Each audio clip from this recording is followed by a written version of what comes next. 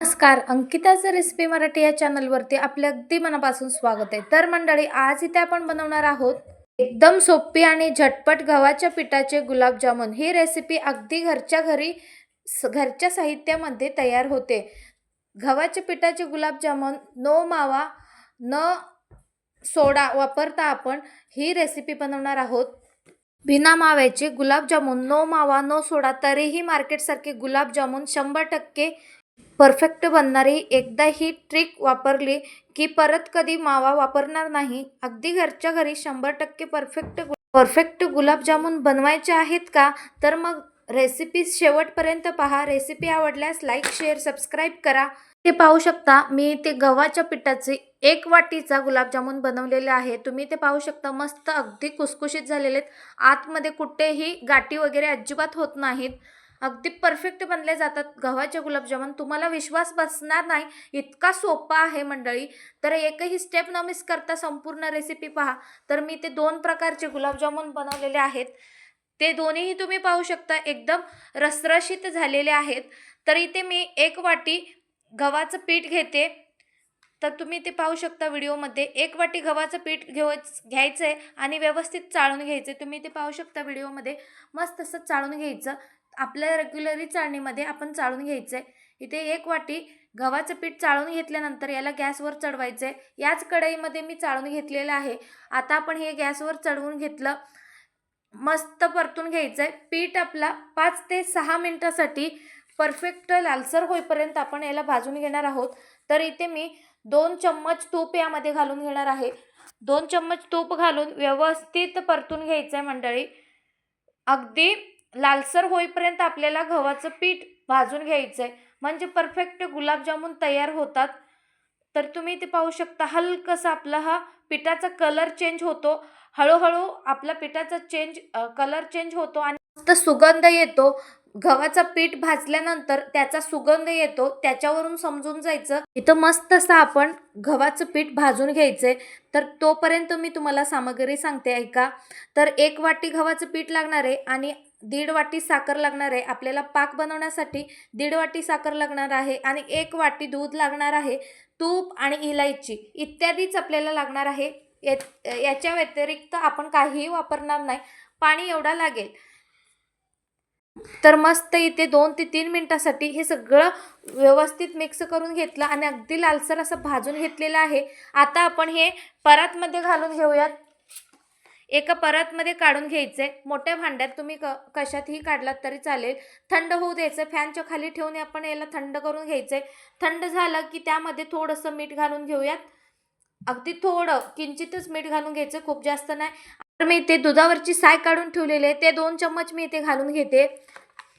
असेल तर चालेल, नसला तरी चालेल. तर इथे हे सगळं व्यवस्थित मलाई मी मिक्स करून घेतलेलं आहे. दुधावरची साय व्यवस्थित मिक्स करून घ्यायचं. सगळ्या पिठाला साय आपली व्यवस्थित मिक्स झाली पाहिजे, या पद्धतीने आपण मिक्स करून घ्यायचं. आता आपण 1 वाटी दूध घेतलेलं आहे. थोडं थोडं दूध आपण यामध्ये घालून घ्यायचंय. आणि हो, इलायचीचं पावडर आपण यामध्ये अर्धा चम्मच घालून घ्यायचंय. इलायचीचं कूट मी यामध्ये घालून घेतले. साखरेसोबत मी फिरवून घेतलेलं आहे, इलायचीचं पेस्ट करून घेतलेलं आहे. तर आता आपण दूध घालून हे सगळं एकजीव करून घ्यायचंय. अगदी झटपट बनते ही रेसिपी मंडळी. तुम्ही 5 ते 6 तासात ही भिजली पण जातात. एकदम अजिबात गाठी होणार नाहीत. एकदम मस्त अशी तयार होतात. एकदम रसरशीत. बाहेरच्या मार्केटसारखे तुम्ही गुलाबजामुन कधीच घ्यायला जाणार नाही. एकही स्टेप न मिस करता संपूर्ण रेसिपी पहा मंडळी. तुम्हालाही समजलंच. एकदम झटपट आणि एकदम सोपी पद्धतीने गव्हाच्या पिठाचे ही गुलाबजामुन असं बनवता येतं.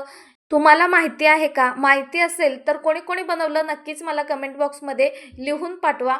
तर इथे पाहू शकता, मस्त असा आपण एकजीव करून घेतलेलं आहे. पीठ व्यवस्थित मळून घेतोय. परफेक्ट आपला इथे पीठ तयार झालेले आहे. आता आपण इकडे कढई ठेवून घ्यायचं आहे. कढई मी इथे काळा घेतलेला आहे, त्यामध्ये तेल घालून घेते. व्यवस्थित गरम होऊ द्यायचं आहे. कढई छान गरम झाली की इकडे आपण पाकेलं पण ठेवायचं आहे. पाक करण्यासाठी मी 1 ते 1.5 वाटी मी घेतलेला आहे. तुम्हाला कमी साखर हवा असेल तर तुम्ही 1 वाटी घेऊ शकता. तर मी इथे 1.5 वाटी घेतलेला आहे पाक बनवण्यासाठी. पाणीही घालून घेतलेलं आहे. 4 वाटी पाणी मी इथे घालून घेतलेलं आहे पाक बनवण्यासाठी. तर तुम्ही इथे पाहू शकता मस्त अशी गोळे तयार करून घ्यायचे, छोटे छोटे गोळे करून घ्यायचेत आणि गोल गोल अशी बनवून घ्यायचेत. गोल गोल शेपमध्ये आपण गोल गोल करू शकता किंवा लंबुकळा बनवू शकता. आधी मी गोल गोल दाखवते, त्यानंतर लंबुकळे पण बनवूयात. तर इथे पाहू शकता परफेक्ट अशी गोल झालेले आहेत.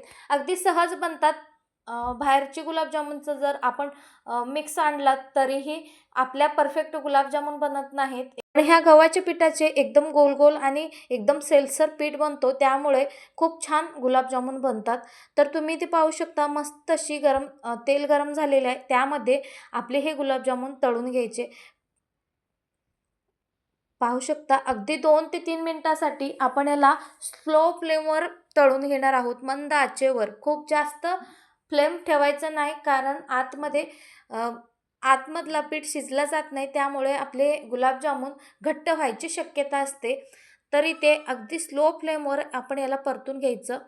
मस्त कलर आला, इथे तुम्ही पाहू शकता गोल्डन किंवा ब्राऊन कलर दोन्हीही कलरमध्ये तुम्ही काढू शकता.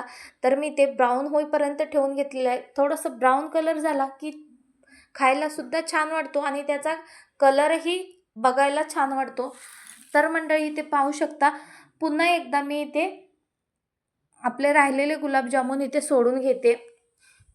त्यानंतर आपण लंबकुळे गुलाबजामुन कसे बनवायचे तेही पाहणार आहोत.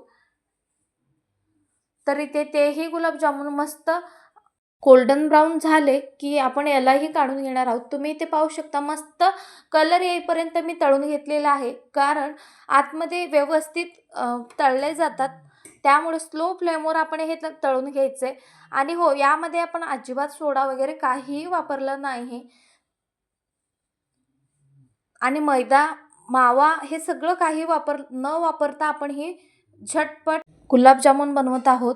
तर इथे आपण थोडेसे लांबकुळे गुलाबजामुन बनवूयात. इथे तुम्ही पाहू शकता असे चपटे बनवू शकता. तुमच्या इच्छेनुसार तुम्ही कोणताही शेप देऊ शकता. एकदा आपला पीठ तयार झाला की तुम्ही कोणताही शेप देऊ शकता. तर इथे पाहू शकता थोडं थोडं कडेने काढून घ्यायचं आणि असे लंबकुळे शेपवाले आपण इथे तयार करून घेतलेले आहेत. गुलाबजामुन व्यवस्थित तळून घ्यायचे. तर इथे तळून घेतलेले आहोत. अगदी मंद आचेवर तळून घेतलेला. इथे तुम्ही पाहू शकता पाकही तयार झालेला आहे आपला. मस्त अशी पाकला आपण तेव्हाच ठेवून घेतलेला आहे. अगदी स्लो फ्लेमवर आपला हा पाक इथे तयार आहे. दुसऱ्या साईडला अधूनमधून आपण याला परतून घेतलेला आहे. आता आपण यामध्ये 1 चम्मच इलायचीचा पेस्ट घालून घ्यायचे. इलायची पेस्ट आपण इथे करून घेतलेलं आहे. ते थोडंसं साखरेमध्ये मी करून घेतलेलं आहे, ते मी यामध्ये घालून घेतलेलं आहे. इथे तुम्ही पाहू शकता एकदम परफेक्ट पाक तयार आहे की नाही या पद्धतीने पाहायचं आहे. हाताला लावून पाहायचा की आपला पाक तयार झाला की नाही, आपल्याला लगेचच कळेल. इथे परफेक्ट पाक तयार झालेला आहे. मस्त उकळी झाली की त्यामध्ये आपण हे गुलाबजामुन घालून घेणार आहोत. आता आपण गॅस बंद करून घ्यायचे. जेव्हा आपण पाकामध्ये गुलाबजामुन घालून घेतो तेव्हा आपला हा गॅस बंद असायला पाहिजे, नाहीतर गुलाबजामुन फुटतात. तर इथे आपण गॅस बंद करून घेऊयात आणि याला 3 ते 4 तासासाठी झाकून ठेवायचे. 3 ते 4 तासानंतर मस्त आपले गुलाबजामुन रसरशीत तयार होतात. रसरशीत आणि एकदम अजिबात गाठी नसणाऱ्या हे गुलाबजामुन तयार होतात. गव्हाच्या पिठाचे गुलाबजामुन ही रेसिपी तुम्हाला कशी वाटली नक्कीच कमेंट करून कळवा आणि अशाच नवनवीन रेसिपीसाठी लाईक, शेअर, सबस्क्राईब करा. तर आता आपण 4 तासासाठी रेस्ट दिलेला आहोत. 4 तासानंतर तुम्हाला इथे मी दाखवते आहे मंडळी. पहा एकदम रसरशीत, एकदम खुसखुशीत, अजिबात गाठी होणार नाही याची आपण पूर्ण काळजी घेतलेली आहे. तशीही गुलाबजामुन इथे आपले तयार झालेले आहेत. आता मी ते तुम्हाला सर्व करून दाखवते. तर इथे आपण एका प्लेटमध्ये सर्व करून दाखवते मंडळी. पहा एकदम मस्त आणि रसरशीत, आतूनही एकदम मस्त आणि रसरशीत झालेले आहेत गुलाबजामुन. तर मंडळी तुम्हाला ही रेसिपी कशी वाटली नक्कीच मला कळवा आणि ही रेसिपी कोणत्या राज्यातून, जिल्ह्यातून पाहताय ते नक्कीच कमेंट करून कळवा. तर मंडळी पाहू शकता एकदम परफेक्ट असे आपले गुलाबजामुन तयार झालेले आहेत. लंबकुळे गुलाबजामुन पण दिसायला खूप छान लागतात आणि खायला पण छान लागतात. आणि गोलवाले केलात तरी चालेल. तुम्हाला कोणता आवडतो तुम्ही दोन्हीही केलात तरी चालेल. मस्त आपण इथे दोन्हीही प्रकारच्या गव्हाच्या पिठाचे गुलाबजामुन तयार केलेले आहे. तुम्हाला ही रेसिपी कशी वाटली कमेंट बॉक्समध्ये सांगायला विसरू नका. आणि हो, तुम्ही कधी ही रेसिपी बनवलात का तेही कळवा. तर इथे आपण गुलाबजामुन आतून कसं झालंय ते इथे आपण पाहूयात. तर मी इथे गुलाबजामुन घेतलेला आहे. आता तुम्ही पाहू शकता एकदम रसरशीत झालेला आहे. आतूनही अजिबात गाठी होत नाहीत आणि खुसखुशीत होतात. तुम्ही इथे पहा एकदम परफेक्ट अशी ही गुलाबजामुन तयार झालेले आहेत. आता मी तुम्हाला लमकुळे गुलाबजामुनही दाखवते. नो मैदा, नो सोडा असेही गुलाबजामुन अगदी घरच्या घरी बनवू शकाल. 3 ते 4 तासामध्ये परफेक्ट गुलाबजामुन तयार होतात. हेही पाहू शकता लंबकुळे गुलाबजामुन तर एवढे रसरशीत होतात. गोलपेक्षा लंबकुळे गुलाबजामुन खूप रसरशीत होतात. तशी बनवलात तरीही सर्वांनाच आवडेल अशी ही गुलाबजामुन आपले बनले जातात. तर मंडळी ही रेसिपी तुम्हीही एकदा ना एकदा नक्की ट्राय करा आणि रेसिपी आवडल्यास जाता जाता लाईक, शेअर, सबस्क्राईब करा. भेटूयात अशाच नवनवीन रेसिपीसोबत. Bye bye.